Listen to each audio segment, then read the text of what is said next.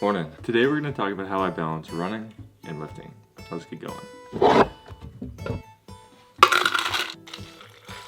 So today calls for just over 4.5 miles of trails with a solid incline, and then come back, hit the biker for as long as I can. Today's actually Father's Day, so not sure how long I'm going to be able to sneak it out, but the goal is about an hour and a half, 2 hours, sitting around 220 watts, I think, for most of it. Just long, steady ride, getting ramped up for a cycling event in a few weeks. Then later today, try to sneak into the gym for a lifting session. Let's get ready and roll. I've got a 100-kilometer race on the docket in September. So, trying to ramp my trail running back up because I really let it fall off for a long time. Fortunately, I have a lot of trails very close to me. So you're gonna hit a double loop. Each loop is about 2.3 miles plus a connection, so almost 5 miles. I'm gonna take these bad boys. Just got these recently. Trying to learn how to put them in my vest, use them, when to use them, how to put them away quickly. It's a whole other world, but they definitely help, so I'm trying to figure it out. All right, start of trail 1. Not too shabby of a way to start the day. So I mentioned that I'm training for a 100-kilometer trail run in September, and I'm training for a 160-kilometer bike race in July, just like 3 weeks away today. And I'm also training for a weightlifting event in late August. So how do I balance all that? It's a common question. People are often concerned that if they try to combine activities, they're gonna lose all their gains. And it's just not true. Now don't get me wrong, it's entirely possible that you could lose your gains doing this. But I think outside of extreme ends of the spectrum, people who are the best powerlifters, weightlifters, or the best marathon runners, it's not gonna be the case.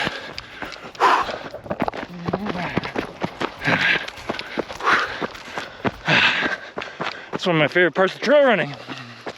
Bombing the downhill. You know why I can do that? Because I lift heavy weights.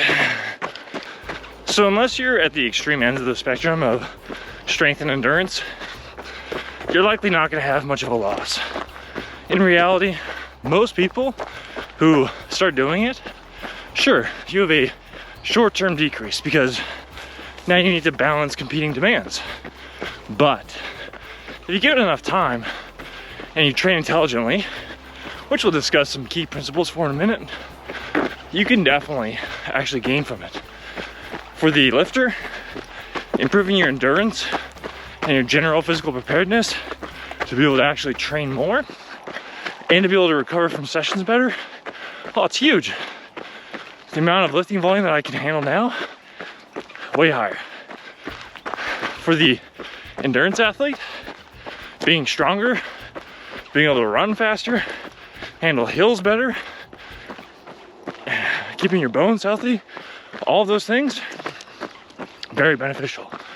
And at the end of the day, who doesn't want to be good at both things? I don't know about you, but I don't want to get tired walking up a flight of stairs like a lot of lifters. But I don't want to be weak and unable to do challenging things because I'm just not strong enough like a lot of runners. Not to throw shade, just common stereotypes. All right, just about done lap 1. Time to go run back to the start and go climb that mountain. Great start to the day.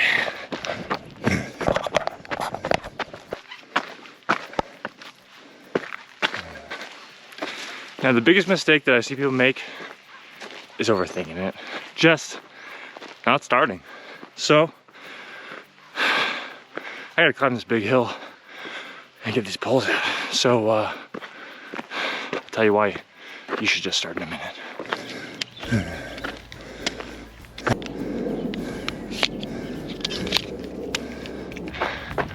Understandably, people try to optimize their programs because they want to get the most out of it. I get that.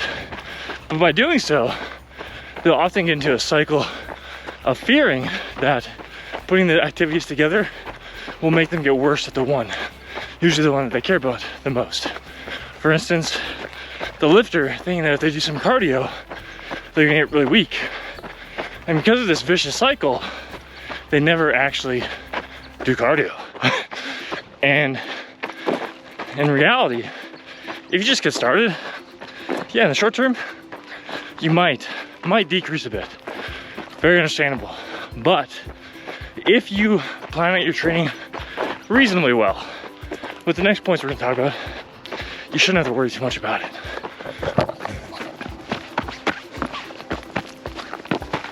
All right, next point. Start easy. Intensity is powerful. An excellent stimulus for progress, but also an excellent stimulus for fatigue. I think a lot of people would be surprised how much progress they can make while still training moderately easy. You could just walk for your cardio. Entirely possible. For a lot of newbies, that is a fantastic way to start, and a good way to decrease your likelihood of burning out and fatiguing so much that your other activity, like lifting, might struggle.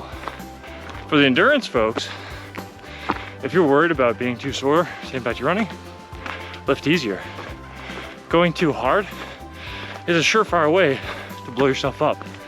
So just keep your reps in reserve a lot higher, making your sets easier, and just gradually build into it. Damn, that is gorgeous. Save intensity for when you need it. Start layering it on when you've maximized the easy work that you can do. Get comfortable, build that base, then start adding it on. For a lot of people, you could go weeks, months, heck, years of just doing a lot of easy work and then slowly ramping it up. That's a wrap for the run. Head back to the house, down at the bike. All right, so that was 4.6 miles in just about an hour. Really chill pace. Time to get some electrolytes in, toss in my bike chamois, and get pedaling. All right, time for the bike. Now, probably not gonna get a ton of cycling footage. Things are a little bit tight in here right now. I've been building a box for my wife's smoothie shop, and it is huge. So, I'm gonna do the best I can, and then otherwise, I'll break down more information when I go to the gym later.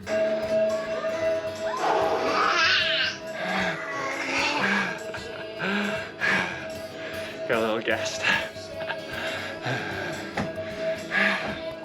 All right, so cycling didn't go as planned. Amber woke up and Ev woke up, and they're acting pretty crazy. So unfortunately, didn't finish the ride. Got 45 minutes in though. Overall, solid morning. Now at the gym, Amber's come to hang out with me, and we're gonna get a lift on. Starting off with some sprinting, some jumping, and some weightlifting movements. I'll give a breakdown on how you can best combine your lifting and running. On Sundays, I come and train at the gym with the girls. Today, Hannah's actually home since it's Father's Day, and she said I could jump out while Ev's having a nap, take Ambry. So we were gonna start off with some sprint work. I try to do a little bit of speed and power work on Sundays, a little bit fresher, try to maximize that. So, let's get warmed up. I love that, nice. Well, you're good at that one. Good job. You wanna run that way? One, go! Now, one of the biggest mistakes I think people make is taking a running and a lifting program and slapping them together. Instead, you want to think of it as an overall training program, choosing modalities within each that complement each other and minimizing overlap and things that are redundant. Sprints are all done, time to transition to some jumps. Jumping is an incredibly beneficial option for runners and lifters. It's a great way to work on some rate of force development. It's been shown to improve running economy. Overall, excellent choice. I started doing all my jumping on force plates.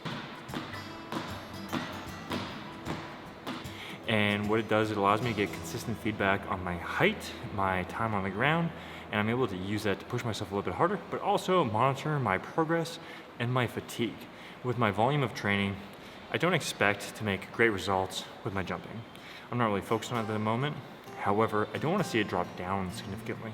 So right now, being able to see my jump height, my time on the ground, it gives me a little bit of feedback as to where I'm at progress-wise and fatigue. Now, when we're looking at the overlapping variables within training, you can start to look at, well, what does running and lifting do separately, and where can I find ways to weave them together to optimize my overall program.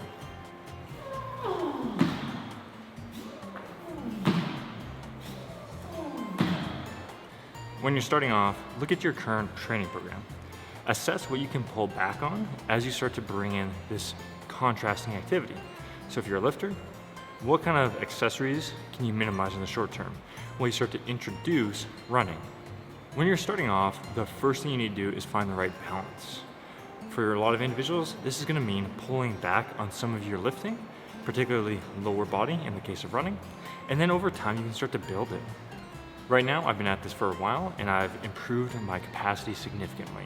And now I basically follow a full lifting program and a full endurance program. But it took me a long time to get there.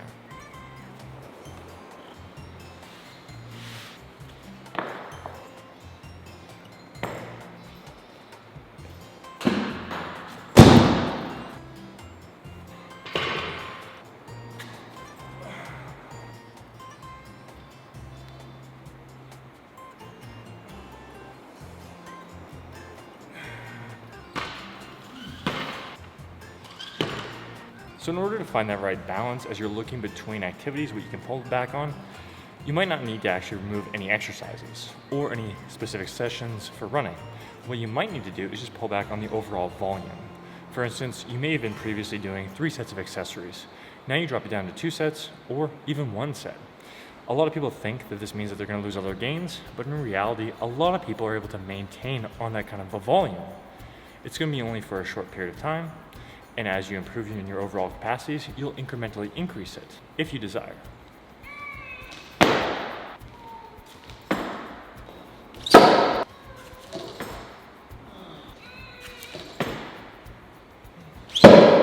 For today's lifting, I started off with 3 sets of 5 on the SOTS press, and then transitioning now into working up to a heavy single and snatch. And then I'll do some back off sets based off the percentage of the number that I hit. Goal is to hit like 245 pounds or 111 kilos.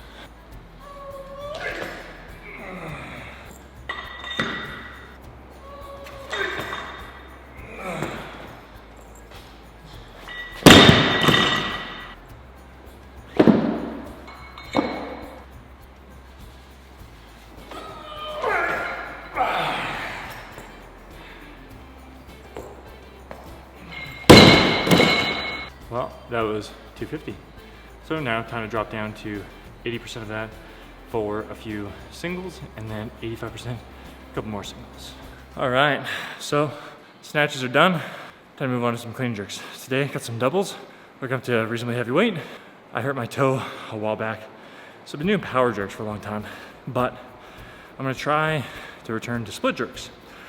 And my back foot is the toe involved side, which makes it really tricky. So far the heaviest I've done is 275. Today, I think my top double is 285.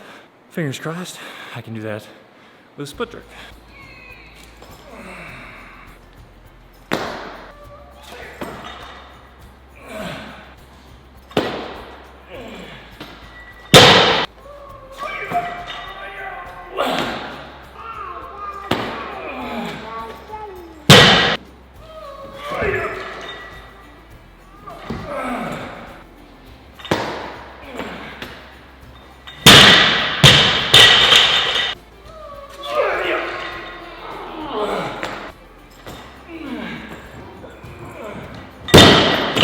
As you approach this concurrent or hybrid style of training, the next thing you want to figure out is a schedule.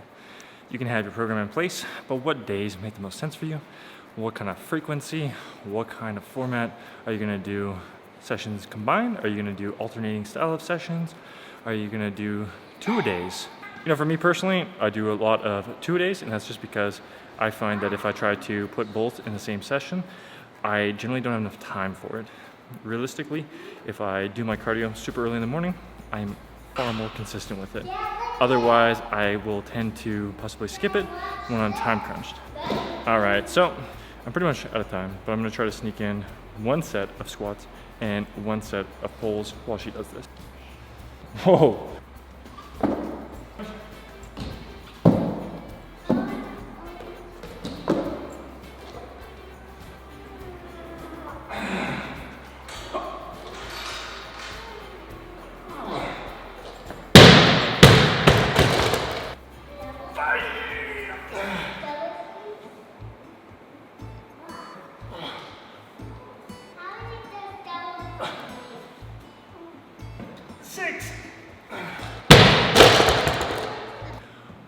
Well, hopefully you enjoyed that video. Got a little bit of information out of it.